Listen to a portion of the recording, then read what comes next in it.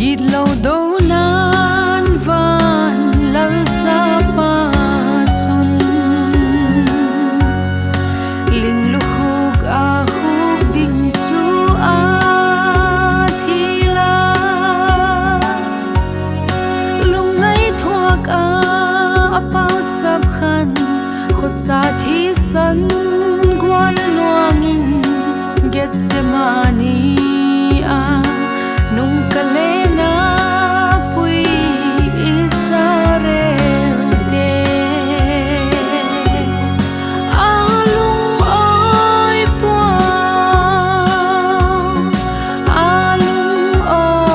puao Israel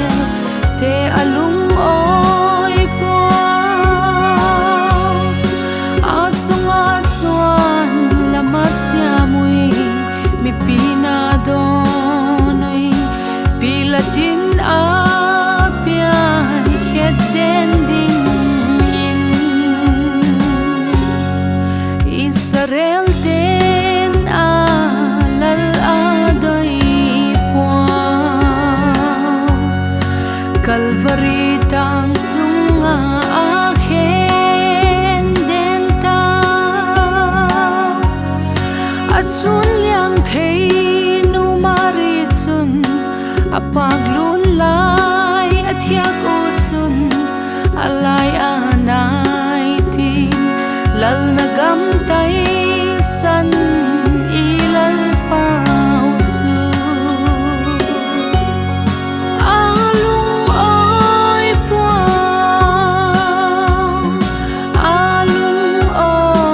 puao Israel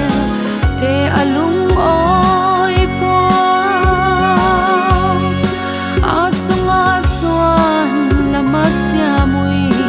mi pinadonoi pilatin apia heden ding in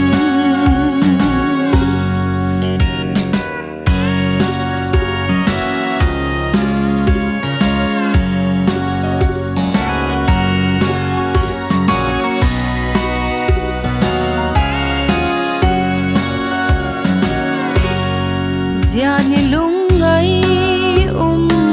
thim noya chun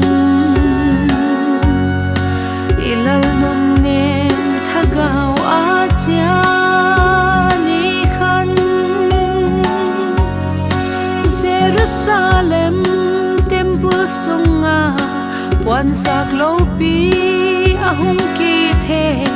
sim lei hung lingin mi thiang tho te tha gawa tho ta alung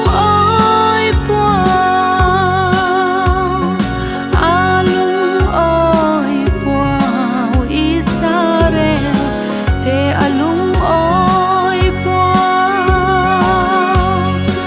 atunga swan lamasya mui mi pinadonoi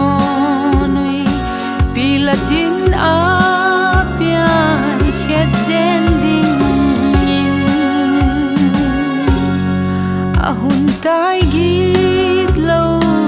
do gal top un khovel gam hilal pa le Krista gam git lo do gal nuai sia lal in athisan in atan sautai Calvary tanga sia chun kilem